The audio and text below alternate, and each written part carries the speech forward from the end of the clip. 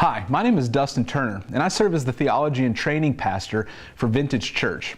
And today, what you are watching is what we consider to be our community group leader training.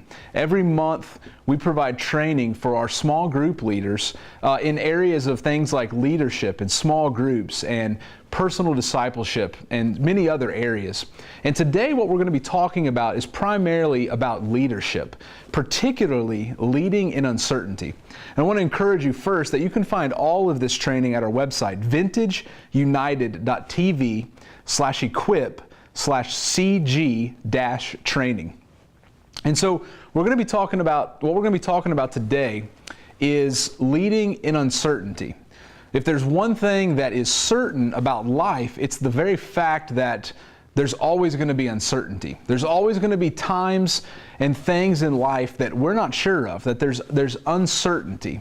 And so if we're going to be leaders, if we're going to be community group leaders, if we're going to be pastors, if we're going to be a leader in any area, we've got to know, how do we lead in uncertainty? And so what I want to share with you today are what are three things that we can do to lead in uncertainty. Now I want to encourage you that this is completely unoriginal. It's really good material, but I've got to give credit where credit is due. And it's from Andy Stanley's leadership podcast entitled Leading in Uncertain Times. It was on March 1st, 2013. And it's so good that I feel like it's worth resharing with you. Because these principles are going to be principles that you're going to want to carry for the rest of your life as you lead in uncertainty. So, number one, in times of uncertainty, we must lead with clarity of vision and mission. Clarity of vision and mission. Now, here's what I mean by that. Why are we here and what are we doing? When we think about leading in uncertain times and we think about the clarity of vision and mission, we've got to remember why we are here and what we are doing. All around us, things are going to be changing. The pace of life is quick and fast, and there are going to be times, especially in times of uncertainty, where we just simply forget, why are we here and what are we doing? It's those basic things that we often forget about when we're in the minute tasks of our daily lives, of our leadership.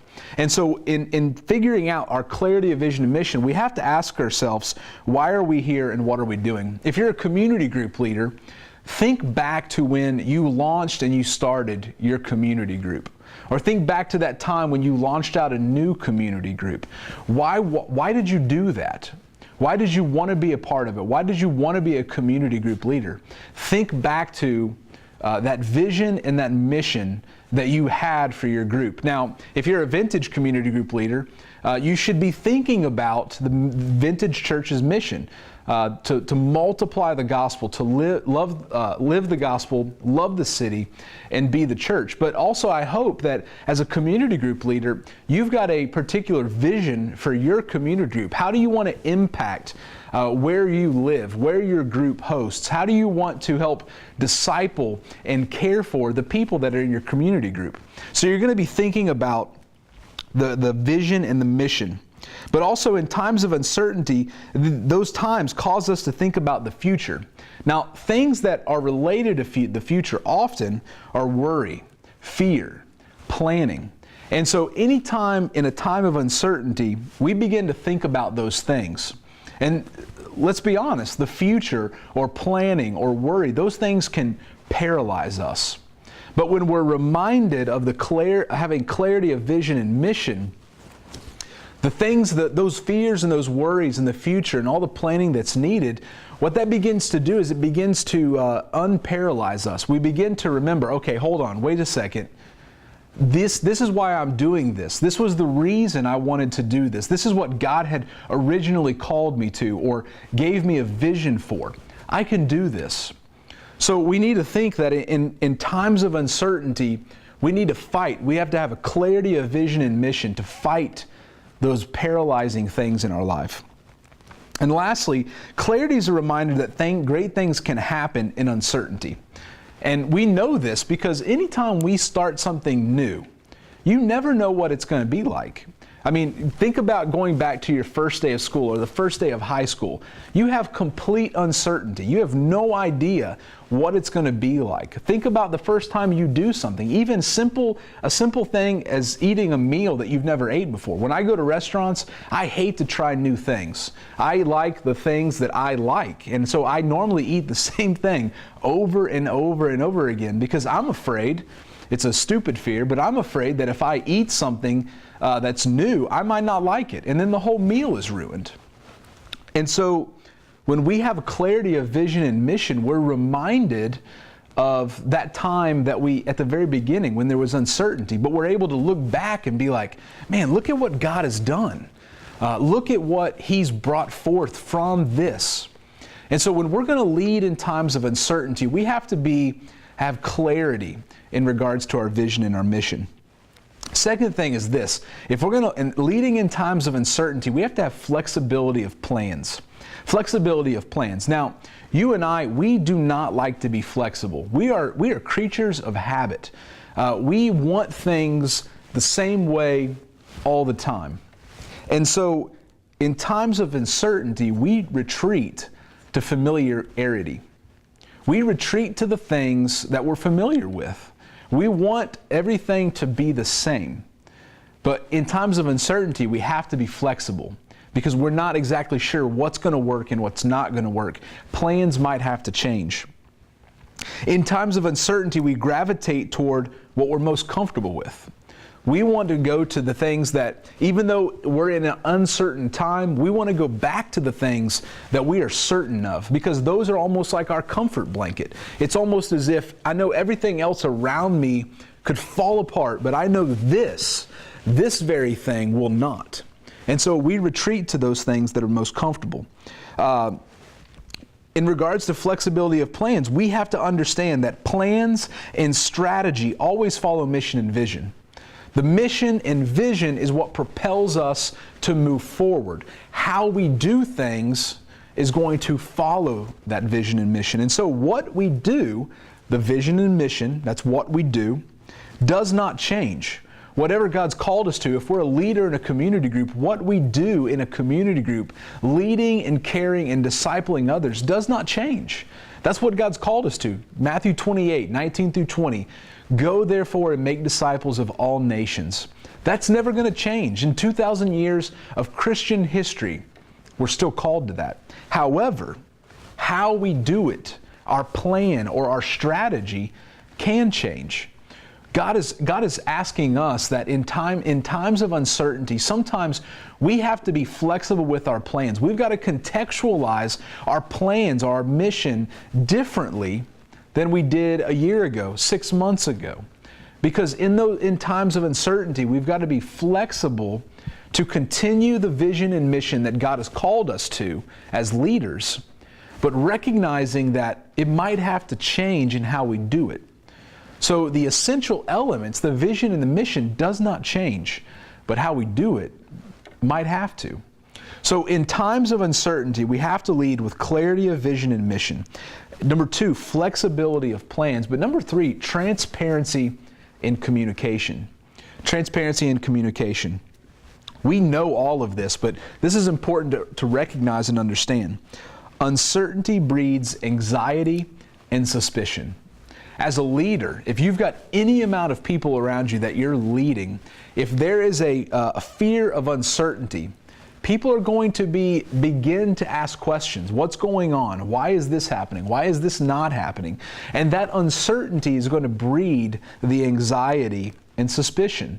Even if you're a great leader, let's say you're a phenomenal leader, and while there's uncertainty, there's nothing wrong with what you're doing and how you're leading. The very fact that you're not communicating is going to breed suspicion that the people that you're leading and caring for are going to be continuing to ask, why? What is going on? Why is this uncertainty here? So that uncertainty breeds anxiety and suspicion. Our inclination is to communicate less than more. For leaders and everyone, in uncertainty, oftentimes we don't communicate because we don't know what to communicate. Because we're in uncertain times, we have no idea what to share with the people that we're caring for and leading. And so our inclination is to not share. Our inclination is to actually wait until we have enough knowledge or enough information to then share what we know. But that inclination to not share and uncertainty breeds that suspicion and that fear and that anxiety. We also know this, that reassurance comes through communication.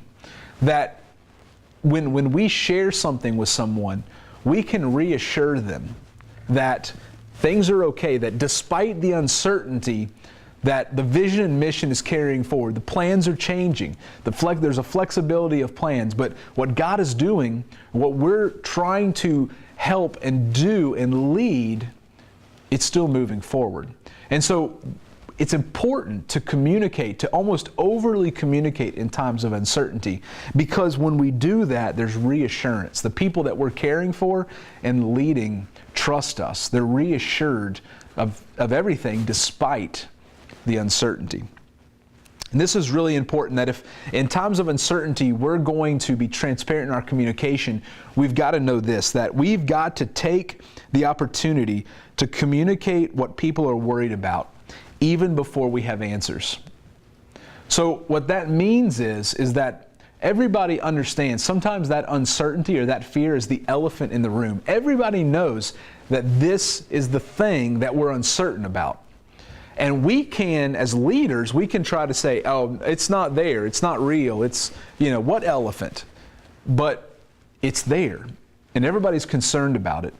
And as leaders, leading in times of uncertainty, what that sometimes means is that we have to point out the elephant. That elephant, it's right here. And there's not much more I can tell you except that elephant's here.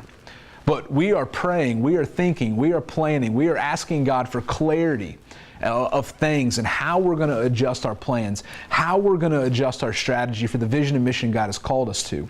And oftentimes, even though we have less to share, we're reassuring the people that we're caring for and leading that something is being done, that even in these times of uncertainty, things are happening. People are being led. We're listening and talking to God. We're asking God for direction.